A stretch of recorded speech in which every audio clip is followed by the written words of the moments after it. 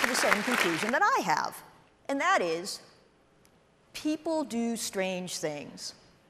They do, don't they? People do strange things. Let me share with you 3 of my favorite examples. The first comes to us courtesy of the University of Leicester in England, and they ran an experiment at a wine store.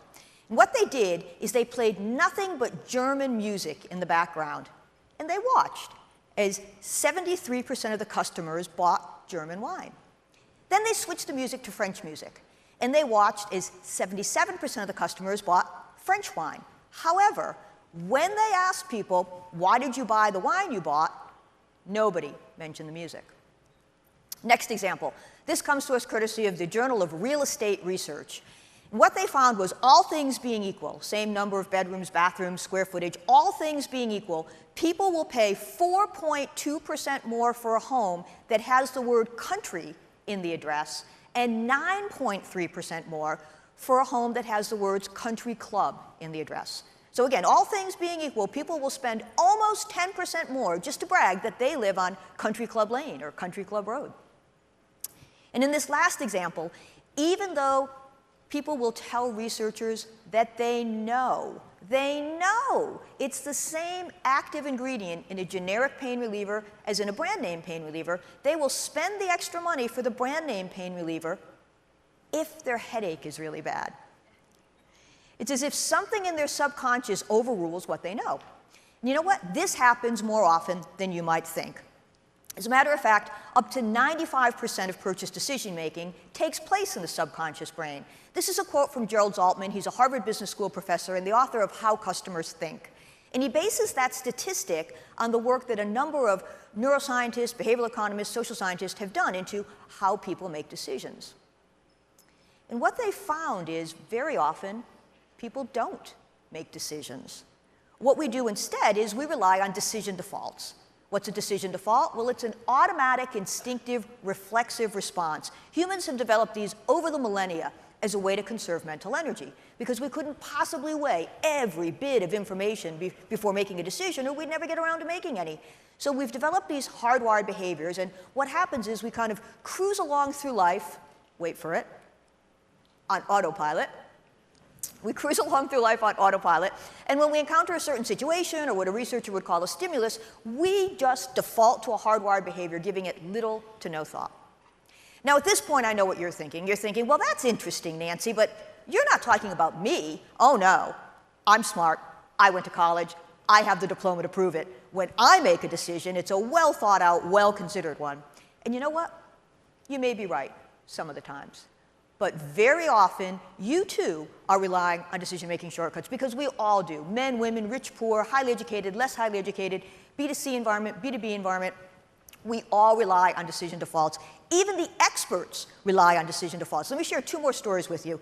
The first comes to us from the University of Bordeaux. And they ran this experiment. They invited professional wine tasters, so expert wine tasters, to come in and to taste and rate red wine. And apparently when you're reviewing red wine, if you're a professional, there's a certain set of words that you use. I don't know a lot about red wine other than it's good to drink. But if you're reviewing it, there's certain words that you use. So the reviewers came in, they did the review, everything was great, they got sent home. These professional reviewers were invited back 3 days later. The only difference was this time they were served white wine, but in the white wine there was a odorless, tasteless red dye. And the reviewers proceeded to review the wine as if it were red wine. They never realized they were drinking white wine. And this last example is perhaps even more telling because it was done among neuroscientists. They asked neuroscientists to grade and review research papers, and if the research paper happened to have pictures of brain scans, hands down, it got a better review, a better grade.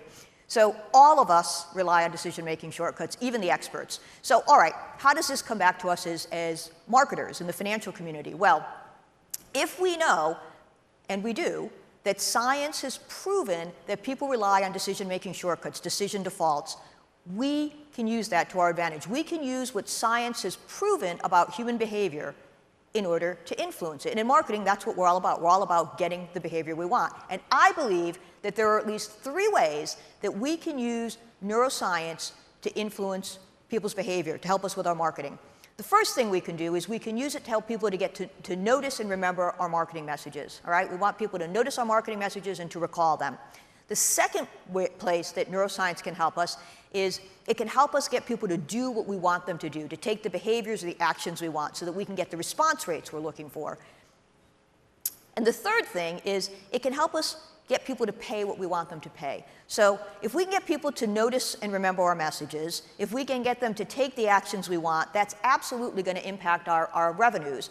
And if we can get them to pay the rates that we're asking, the prices that we're asking, that's also going to impact our revenues. So basically, we can use what neuroscientists have found to help us increase our revenue, our recall, and our response rates. And what I'd like to do is I'd like to take each of these one by one, talk a little bit more about them, and provide some examples. Some examples from inside the industry, some examples from outside the industry. Sound good? Good. OK. Excellent. It's early in the morning, I know. OK, so let's start at the top with get people to notice and remember us. This is not an easy thing to do because the average American is bombarded with 5,000 marketing messages every day. 5,000 marketing messages every day. And as a result, the human brain has gotten really good at screening out all but the most important ones, the most relevant ones. So that's not great news for us as marketers, right? Because the brain is screening out just about everything and just focusing on the most important stuff. But if you know a little bit of neuroscience, you can use that to make sure that your message stands out and that it gets remembered, recalled. One way to do that is to tap into the von Restorff effect. What social scientists have found is human beings are hardwired to notice and remember things that are different. We notice and remember things that are different. And this goes way back to our caveman days. Back in our caveman days, we'd get up in the morning, we'd stick our head out of the cave, we'd kind of scan the horizon, and if everything looked the way it did the day before, that was a good thing.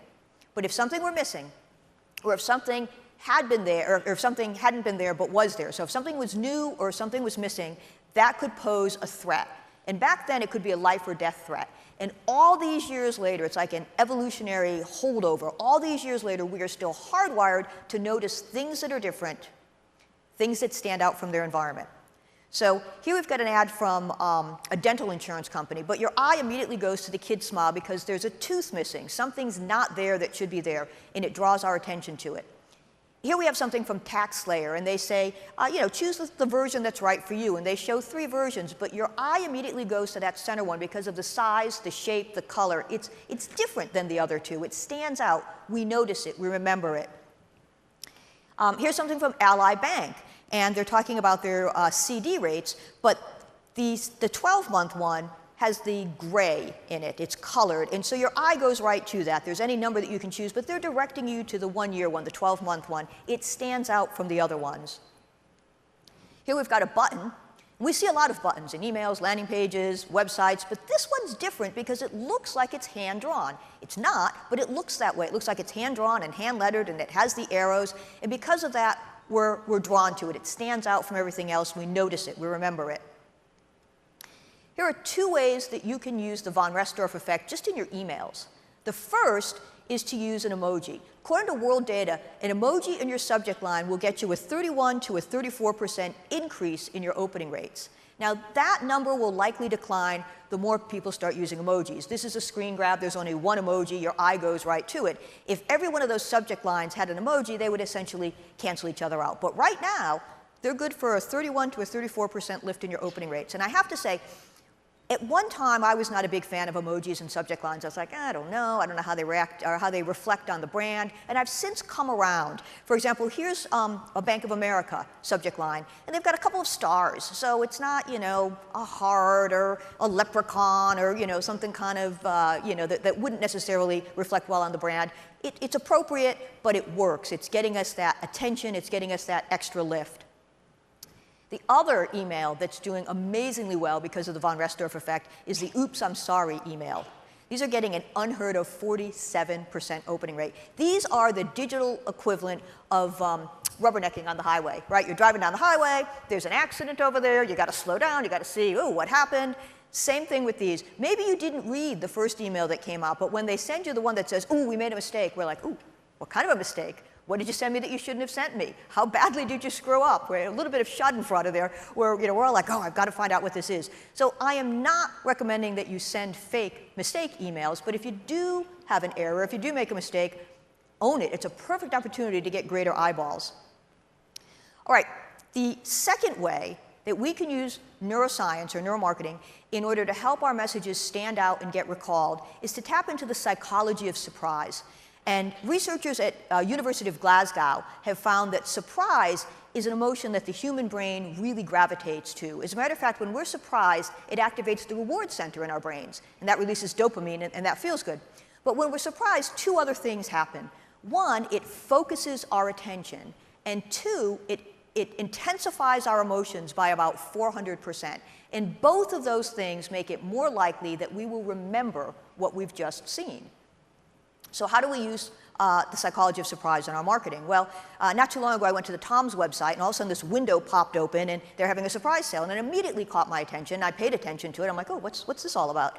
The other way that you can use surprise is to change what somebody expects. So researchers at University College of London have found that the brain, the human brain, is hardwired to predict what comes next. We're hardwired to predict what comes next. So look at that subject line. It says, dress to chill. But we expect that it's going to say dress to kill, because that's what the expression is, right? So as we're reading it, we see dress to, and our brain fills in kill, and then our eye reads chill, and we come away with a twofer. We come away with the idea that these clothes are going to be very comfortable to chill in, but we're going to look really good, really killer in them. So if you can change what somebody expects, you can surprise them, and that's going to intensify their emotions, it's going to intensify their focus, and they're going to remember what you're talking about. Here we've got something from Belmont Savings Bank, and they say, you know, our 18-month CD is outrageously good. So it's a funny little pun, but when we read it, we go, outrageously. They meant outrageously, but we come away with the idea that they've got a good rate. In fact, they've got an outrageously good rate. So we're getting that two-for message because we surprise people, and it makes people pay attention. If it had simply been our outrageously good rate, we would have just read and said, okay, but because of that little twist, that little surprise, it focuses our attention, and we're much more likely to remember it. The other way that you can use the psychology of surprise is to introduce a little bit of mystery. Researchers at Chinese University in Hong Kong did a little research into something known as the motivating uncertainty effect. And this is fascinating. They have found that people are 68% more likely to perform a task if the reward is uncertain versus a definite reward. So you're 68% more likely to do something for the chance of getting a reward versus getting a certain reward. So here we've got New York Magazine, and they're saying, hey, you know, open up this email to find out what your mystery offer is. You don't know unless you take the action. Or here we have The Gap, and they're offering 20%, 30%, 50% off. You don't know how much you're going to save unless you take the email into the store. That's where you find out. But at that point, you're already there. You're probably going to transact some business. Or here we have restaurants.com, and they invite you to spin the wheel to see if you can get a free meal or maybe a few dollars off. Because the reward is uncertain, because you're not sure what, if anything, you're going to win, you're much more likely to spin that wheel. Now, the third way that you can make sure that your message stands out and gets remembered is to tap into the science of storytelling. And we've been talking about storytelling a lot at this conference, but I'm going to delve a little bit into the science. We know storytelling works. We know that before the written word, stories were passed down, or stories were how information was passed down from generation to generation. But science gives us an explanation as to why stories can be so effective. So it has to do with what parts of your brain is engaged. So if we were just talking about facts and figures, if I had nothing but bullet points up on the screen, that would activate two areas of your brain, Broca's area and Wernicke's area. Those are the two areas that are responsible for processing language. However, when you hear a story or when you read a story, more parts of your brain get involved. And the more parts of your brain that are involved, the better you understand the information and the longer you retain it. The longer you retain it, which is great. So if I told you that last week I gave a presentation and somebody leapt out of the audience, ran across the stage, and punched me in the nose, that would activate your motor cortex. If I told you that I woke up this morning to the aroma of fresh brewed hazelnut coffee, that would activate your olfactory cortex. Or if I told you that I was so cold last night, I put on my Irish wool sweater, but it was really itchy and scratchy, that would activate your sensory cortex. And again, the more parts of your brain that are activated, the better you understand the information and the longer you retain it. So if you want to use storytelling, there are a couple of things that you should keep in mind. One is something that comes to us courtesy of Jonah Berger, who's the author of Invisible Influence. And he explains you can deliver any message you want. You can deliver any message you want as long as your vehicle or your Trojan horse is a story. So he's likening a story to a Trojan horse. You can deliver any message you want as long as the vehicle or the Trojan horse is a story. Joe Vitale is another author. He wrote a book called Hypnotic Writing. And he explains that stories are really engaging, but the wonderful thing about stories is stories allow you to draw your own conclusion. And while you may argue with what somebody else tells you, you rarely argue with your own conclusion. And finally, to circle back to science for a second, there's something known as the Zeigarnik effect. And basically, what social scientists have found is human beings are hardwired to finish what we've started. Once we begin something, we have this nagging feeling to finish it so that we can kind of check it off, cross it off. We can get to the end. We can see how things end. It's why when we watch a movie or start a book, even if we're not loving it, a lot of times we'll finish it just because we want to know how it ends. So stories are fabulous for that because stories have a beginning, a middle, and an end. So if you can get someone to start with a story, the Zeigarnik effect kicks in and they just feel compelled to finish it. So how do we use this? Well, here's Bank of Turtle Lake. And they talk about their bank story. And they pull you in. They say, following his 4 years of military service in the Army Air Corps during World War II, Captain Wayne Stroop was riding the train from east back to his parents' home in Hazen, North Carolina. He was wearing his uniform and happened to be seated next to Hans Fisher, the owner of the Farmer Security Bank in Washburn, who had lost his son in the war. The conversation and the connection they made on the train that day, and the story goes on, but it pulls you in, it sets the scene, and the next thing you know, you're finding out about the Bank of Turtle Lake. Written stories are great because obviously you can read them, you can consume the content, but if you could deliver your story in a video, so much the better because that involves a couple of other senses. You can see it as well as hear it. So if you had gone to the JetBlue website, you could have chosen 4 different videos. And if you happen to click on the one on the left, you would hear from a woman named Ariana Cohen. Ariana Cohen travels a lot. She's 6 foot 3 inches tall. And she talks about what it's like to fold herself into an airplane seat and fly cross-country with her knees jammed up against the table tray and the seat in front of her. And it's not fun. And then she talks about how happy she was that JetBlue introduced greater legroom. And when you hear her tell that story, you remember much better than if you had just gone to the JetBlue website and there was a bullet point that said, we now have more legroom. Hearing stories, reading stories, they're great, but if you can involve somebody in creating a story, so much the better. So here's Rioja wine. You're going to see that wine is a recurring theme in my presentation today. A little something about me, I guess. But here's something from Rioja Wine, and they're running a contest where they want you to take a picture of your favorite food and wine pairing, explain why you like it, tweet it out there for a chance to win some swag. Now, they named this the Share Your Pair contest, which I think was a little questionable, but be that as it may, what they want you to do is they want you to share your favorite food and wine pairing. So maybe you say, hey, I'd like to win a swag bag, so I'm going to tweet out that every time I order bruschetta, I get a glass of Rioja, and I send that out. Now something very interesting happens. Because once you write something down, you feel compelled to live up to it. Once you write something down, regardless of how trivial, once you write something down, you feel compelled to live up to it. Because if what you say and what you do don't sync up, it feels bad. Mentally bad, psychologically bad. It can even feel physically bad. You get that awful feeling in the pit of your stomach. Social scientists refer to this as cognitive dissonance, and it's a very unpleasant feeling. And in order to relieve it or alleviate it, we will change our actions so that they match what we've said. So if you can get somebody, if you're running a contest and you get somebody to write in, why they would recommend your financial institution, your bank, your credit union, once they've put that down on paper, the next time the subject comes up, they're just going to feel this natural compulsion to do what they said they would do. Okay? Once we write something down, we feel compelled to live up to it. So the other cool thing about stories is stories involve emotions, and emotions make a more lasting imprint than rational thought. But it turns out that not all emotions are created equal. Wharton School of Business found that there are 4 emotions that are much more likely to be shared, much more likely to go viral. They happen to be anxiety, awe, wonder, and fear. So here's Angie's list, and they're talking about a home improvement horror story. And we think, wow, you think they'd be talking about a home improvement success story, given the business that they're in. But fear is a big motivator. Fear is what attracts attention. Fear can be shared and go viral. So they tapped into it. Outbrain ran a study, and they found that negative superlatives outperform positive superlatives by 69%. So in this particular example, we have both a positive and a negative superlative. We have the best and the worst mobile banking apps. And that's great. But if you had to come down on one side or the other, come down on the worst. Because while it's nice to know what the best ones are, people really want to avoid the worst ones. We don't want to make the same mistakes other people have made. One last thing about storytelling.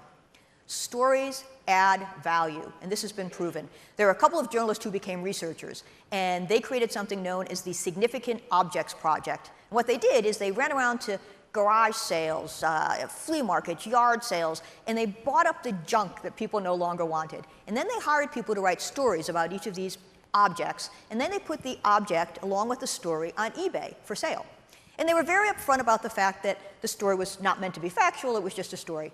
And then they watched as they saw this tremendous return on investment. They spent 99 cents for this Utah snow globe. They sold it for $59, tremendous ROI. Now, it wasn't about making the money. They donated the money to a charity. It was about proving that stories add value to your product, to your service, to your company. Stories add value. There's a bottom line impact to having a good story. So if you want to get people to pay attention to your marketing message, if you want to make sure that they're going to recall it, tap into the von Restorff effect. Tap into surprise. Tap into storytelling. Now, if you want to increase the likelihood that people are going to do what you want them to do, take the actions that you want them to take, the behaviors that you want them to have, if you want to make sure that those response rates go up, you want to tap into neuroscience. And again, this isn't an easy thing to do because you can have the right message to the right person at the right time and still not get the right response rate. All right? It's not easy. We can have all the best information, the benefits, the advantages, all the information someone wants. We can target the right person. We could even sweeten the deal with a great offer. And still, people don't always do what they should do. And the reason for this goes back to what I said earlier. We're cruising along on autopilot. We're not really thinking. We're not always making the smartest, best decisions for ourselves. We're not even really always consciously absorbing the information. As a matter of fact, there's a economist named Daniel Kahneman. He won the Nobel Prize in 2002, and he also wrote the book Thinking Fast and Slow. And in that book, Kahneman explains the brain doesn't like logical, rational, conscious thinking and will take any shortcut it can. The brain doesn't like logical, rational, conscious thinking and will take any shortcut it can. No wonder people don't always make great choices. No wonder they don't always do what we want them to do. But since we know that the brain takes shortcuts, we can use a little bit of neuroscience to help send those shortcuts in our direction. Let me show you 3 of those. The first is something known as availability bias. Social scientists have found that people will judge the likelihood of an event happening based on how readily they can recall an example. They'll judge the likelihood of an event happening based on how readily they can recall an example. So for instance, if you're someone who doesn't fly and you're asked, how safe is it to fly? You would think about the information that's available to you, which would largely be the news media. And you would think, every time I read a story about an airplane, it seems to be crashing, there seem to be fatalities. I don't think it's all that safe to fly. Now, I don't want to wig people out, because I know many of us have to fly home in a couple of days, but it's actually quite safe to fly. But if you're someone who doesn't fly, you might come to a different conclusion. So what does all this have to do with bank marketing? Well, people are going to judge the likelihood of an event happening, and in this case, the event would be their need for your product or service based on how readily they can recall an example. So before you ask them to do something, first, get them to think of a time in the past when having your product or service would have really come in handy, or even get them to imagine a time in the future when they could see it fitting into their life or into their work style. So let's look at a few examples. This is from Sharper Image. They're trying to sell me a weather alert emergency hand crank radio. Now, I know we've just met, we don't really know each other, so I'm just going to tell you, I'm not a hand crank radio kind of a gal, okay? Not. I think that electricity was invented for a reason. So normally I wouldn't pay any attention to this. But the night before I received it, I was watching TV, the evening news came on, it was filled with stories about this storm that was blowing through the area in all the various neighborhoods around me that were losing power. It was the last thing I saw before I went to sleep. Got up the next morning, fortunately we still had power, flipped on my computer, I'm going through my inbox, and I see this. And suddenly I think to myself, maybe I do need a weather alert emergency hand crank radio. Or here we've got an example from a credit union, and they're trying to position their Christmas Club account and get people to sign up for it. But before they ask them to sign up for it, first they say gifts, parties, and travel can bear a hefty price tag at the end of the year. They're getting people to remember, gee, last holiday season, I kind of ran short on money. Maybe I overextended myself. Maybe I'm still paying off my, my credit cards, or maybe I had to forego some purchases that I really wanted to make. They're getting you to recall that information. And then they're saying, so hey, here's a solution for this year. Open up your Christmas club now. Here we have an example from the Boston Globe. They wanted their subscribers to buy gift subscriptions of bostonglobe.com for people they knew. But they didn't say, hey, buy a gift subscription for someone you know. They didn't even say, don't you know somebody who might like a gift subscription? No, instead, they said globe.com is an incredible gift for your, and then they listed 10 different descriptors, your avid reader, your political junkie, your sports fan. And as you read each of those, you slot in the name of the person you know that matches that description. So by the time you've finished reading this, you've come to the conclusion you know 10 people who might like a gift subscription to globe.com. And finally, here we've got some availability bias going on right in the subject line. They say, win a Vegas bachelorette bash for 4. Who will you take? And you think, oh my gosh, I have 6 bridesmaids. Who am I going to leave behind? Right? You haven't even entered the contest, let alone won, but you're already there. Good use of availability bias. The other thing you can do to increase those response rates, to increase the likelihood people will do what you want them to do, is tap into the scarcity principle. And what social scientists have found is if something is readily available, if it's there, if it's always there, if we're interested, we take advantage of it. If we're not, we don't. No big deal. But just let somebody know that that something is only going to be available to certain people, or it's only going to be available for a limited time, and that changes everything. It's like a switch flips on us, and we want it badly. Essentially, we want what we can't have. It's a very human thing. We want what we can't have. A couple of researchers at University of North Carolina proved just how much value we place on scarce items by doing the chocolate chip cookie study. They had 2 glass jars. And in one glass jar, they had 2 chocolate chip cookies, and in the other glass jar, they had 10 chocolate chip cookies. Same cookies in both jars. 2 in this glass jar, 10 in this glass jar. Then they invited people to come up and select a cookie from one jar and taste it and rate that cookie on 3 things. How good did it taste? How expensive do you think it would be? How popular do you think it would be? Hands down, the people who chose a cookie from the jar that had only 2 cookies in it rated those cookies as better on all 3 of those attributes. Okay? We place greater value on things that are scarce. So there are 2 halves to the scarcity principle. Urgency, it's only available for a limited time, and exclusivity, it's only available to certain people. If you use scarcity in your emails, for example, you can expect a 22% lift in your response rates, according to the Email Institute. But there are other places you can use scarcity, of course. But how do we use scarcity? One way is to have a countdown clock. Watching those numbers just roll off are such a visual as well as visceral reminder that you are running out of time. You can expect a 17% increase in your click-through rate if you have a countdown clock in your email. But you can use them on your landing pages. You can use them on your websites. Countdown clocks are just really good to drive urgency. So is having a limited number of seats. Maybe you're having a webinar or a seminar. Say, only so many seats are available. Here they're saying there's only 1,000, but they say they sell out fast because it's really good content. When people know there's a finite number, they know they've got to move quickly.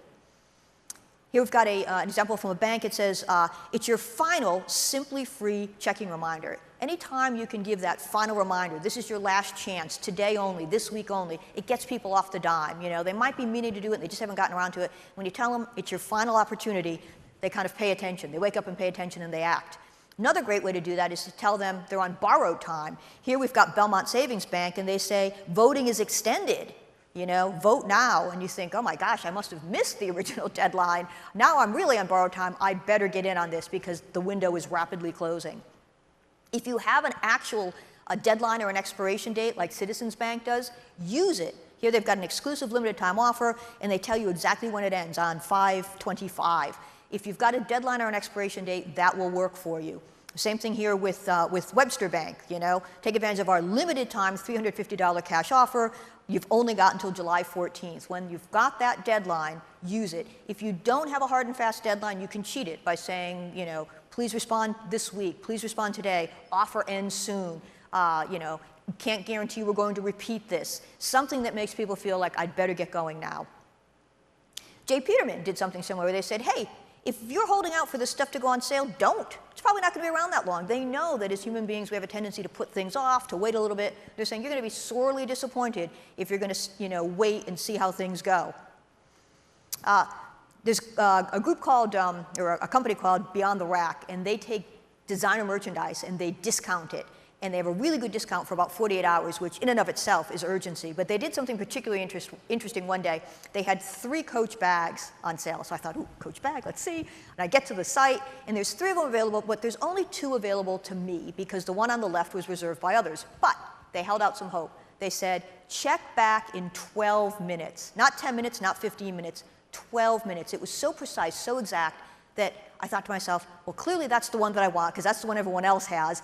I'm going to see if one becomes available, and if it does, I'm going to grab it because I will have one of the last remaining ones.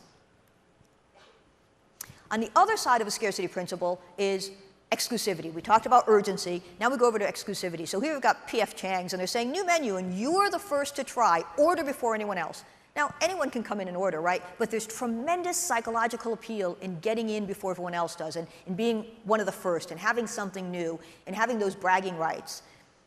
Here we've got 1-year access to a private Facebook group. And you're like, oh, wow, OK, you can join a Facebook group, but a private one you can't get in on. If I can get in on something private, I have access that other people don't have. Tremendous psychological appeal. Here we have the IAPP. This is the International Association of Privacy Professionals. But look at their subject line. They say, new credential just for CIPP certified pros. And when you read that subject line, you know this isn't going to everybody who's a privacy professional. It's not even going to everyone who's a member of the IAPP. It's going to a subset, a select group of people who have CIPP certification. And when it's that targeted, that select, we feel very special. Not only is it relevant, but we feel, ooh, this is exclusive, this is special, I feel good. Here's Belmont Savings Bank, and they have a special $100 offer for Belmont High School musical attendees. So you think, okay, this isn't going to just everybody. I can't just walk in off the street, but because I happen to go to the Belmont High production, I'm getting this special offer from Belmont Savings Bank. Oh, I feel exclusive. So we've talked about exclusivity in terms of your product, in terms of your target market. Your channel can also work for you in terms of being exclusive. According to world data, you can expect a 22% lift in opening rates if you have an email-only offer. So here we have the globe. They say only an email and only for you. So they've got a double hit of exclusivity. But if you're going to offer something that's only available via email, even if it's only initially available via email, get that out there in your subject line. You'll see that spike in behavior that you're looking for. You'll see that increase in openings. And the last thing I want to tell you about scarcity is people are more persuaded by information they believe is not widely available. People are more persuaded by information they believe is not widely available. So here we've got an exclusive webinar, and it's secrets from a former Google employee. And you realize, OK, this isn't information that's out there. This is someone who used to work at Google. Now they've quit or been fired. I don't know. But now they're going to spill their guts, right? So, and we're more persuaded by that because it's not widely known. So anytime you can offer the secrets to something, an inside look, a sneak peek, a behind-the-scenes look, the real story of, this is good. So maybe you're doing a seminar on home buying, and so you could say, secrets of successful first-time home buyers. Or, sometimes people are intimidated by finances, and maybe you want to say, the real story of how you can become a millionaire by the time you're 40. But something about the real story, the inside look, the secrets, the truth behind, these are things that pull people in and get them to take the actions that you want them to take. All right, the third way that you can increase those response rates is to tap into something known as framing. And what social scientists have found is the way we explain our product, our service, our company, our offer, the words we choose to explain it can make a big difference in terms of how people absorb the information and, more importantly, how they respond to it. It's the classic, the glass is half empty, the glass is half full. So University of Geneva ran a study, and they asked people, can you smoke while you pray? I guess people thought about it and said, it feels kind of sacrilegious. So 96% of the people said no. You can't smoke while you pray. So University of Geneva decided to repeat the study. They didn't change the question. They didn't even change the words. They just rearranged them. And they went from, can you smoke while you pray? 96% no.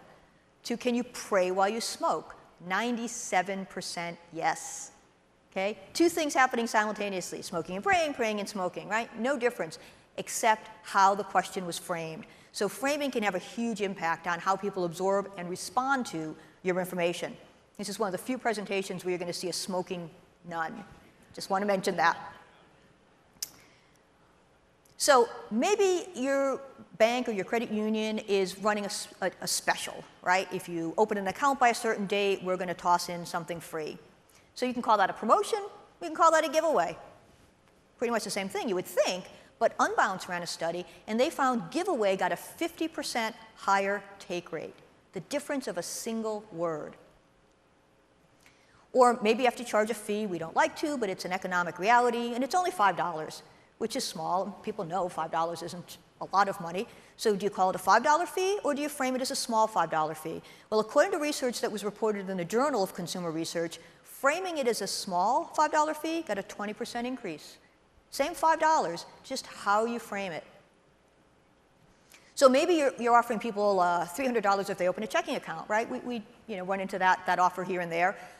But look at how this particular bank, TD Bank, framed it. They said, that time you found an extra $300 in your pocket. Yeah, it's like that. Now, it's not often that we find an extra $300 in our pocket, but sometimes we find an extra $1 or an extra $5, and that feels good, and so we can relate to the emotion there. And when you read this, it's just framed in a different way than open an account by such and such a date, and we'll deposit $300 into it. It's like, yeah.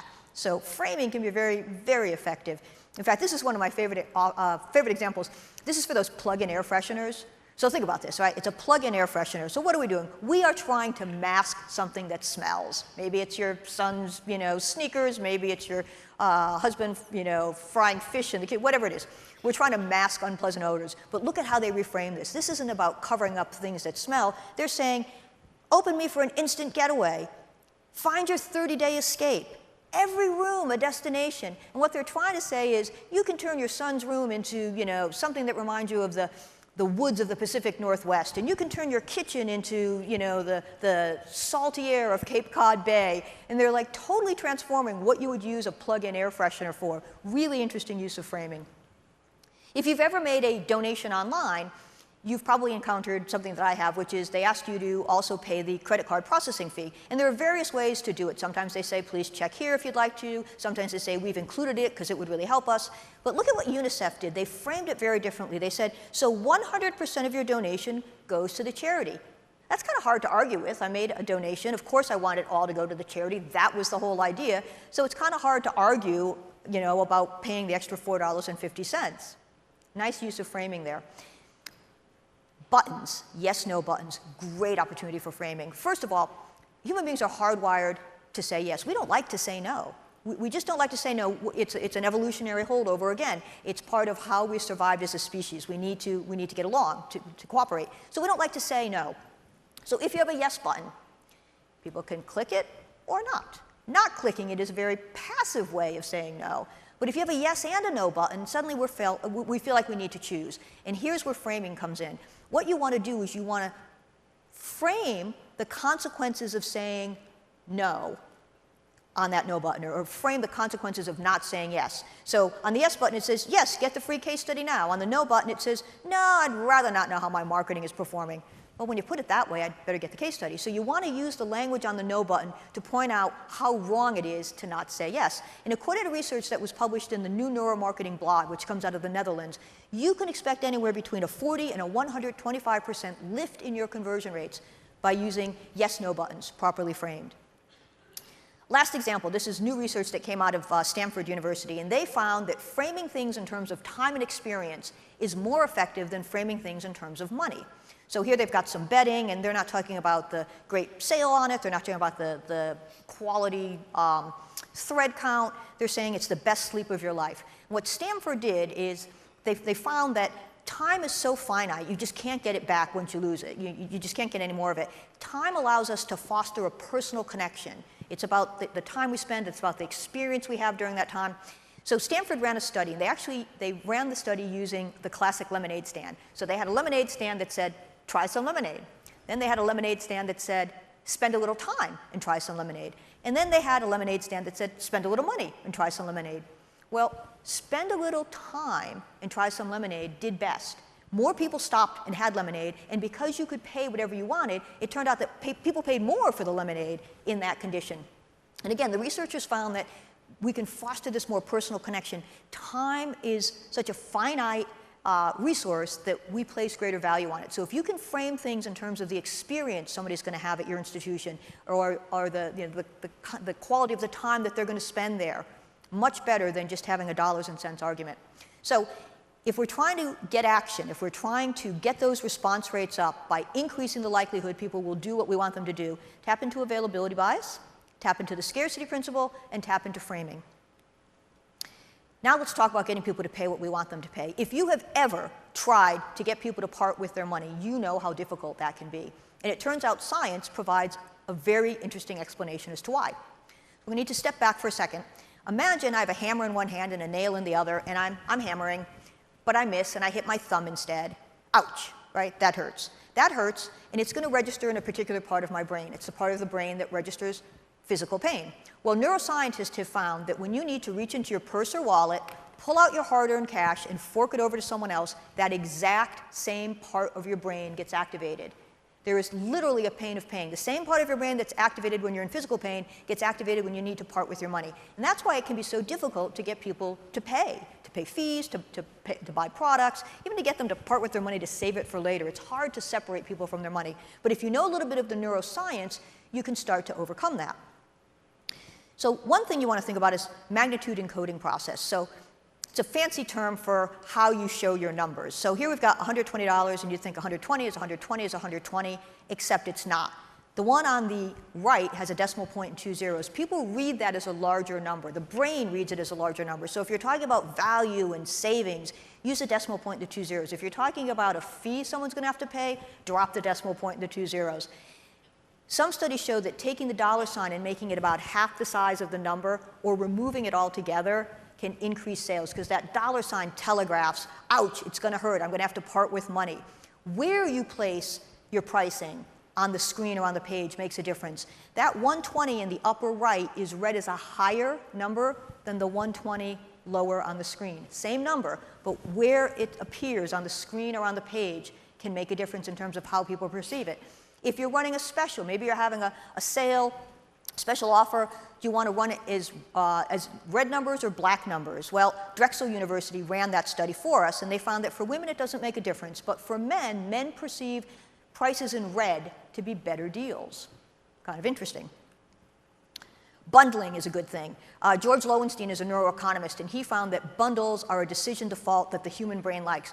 Again, it comes down to the pain of paying. If you have to buy 3 things, that's 1, 2, 3 hits of pain. If we bundle those things together, you part with money once. The brain prefers that shortcut. So maybe you bundle your checking account, your savings account, and your credit card all together. You've got to put money in each of those accounts. Maybe you have to pay an annual fee. You just bundle it all up at once, one single hit of pain.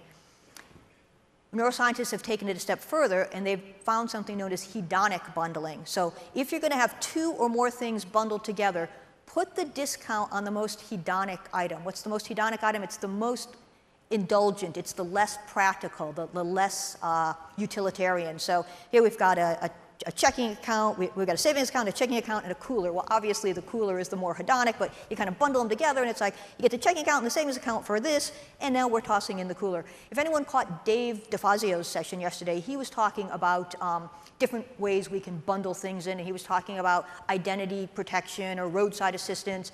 You know, those kinds of things would be the more hedonic items. So it's like, you've got to spend money on this, but we're going to toss this other one in for free. According to research that was reported in the Journal of Marketing Research, you can take your response rate from 62% to 82% by tapping into this technique. Single choice aversion.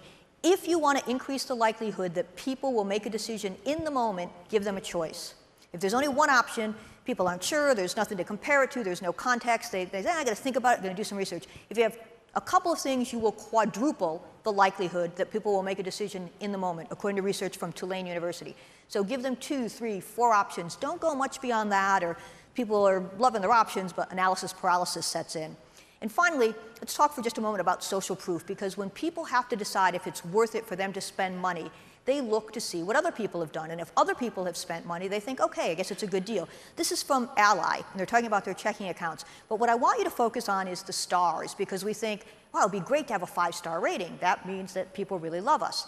And as a matter of fact, Harvard Business School found that for each additional Yelp star you can get, it's a 5 to 9% impact to your bottom line, which is wonderful. So you'd say, let's go for those 5 stars, except Northwestern University found that the optimum number of stars is actually 4.2 to 4.5, because if you have nothing but 5 stars, 5 stars, 5 stars, it strains credibility. People don't necessarily believe it. The occasional 5 stars is fine, but if everyone is 5 stars, we just don't believe it. So the optimum number is 4.2 to 4.5. Ally happens to be coming in at 4.4, so they're good. So again, when we're talking about pricing, we're talking about getting people to pay your asking price. Tap into magnitude encoding, bundling, single choice aversion, and social proof. Now I know we're supposed to do a quick recap because that's what Financial Brand wants, so here are our takeaways. Make your message stand out, surprise people, engage with stories, ask people to remember or imagine before you ask them to ask, highlight urgency or exclusivity, reframe your message, show prices to your best advantage, bundle products and services, offer a choice, aim for near perfect scores, and you know what? We've just scratched the surface. Thank you very much.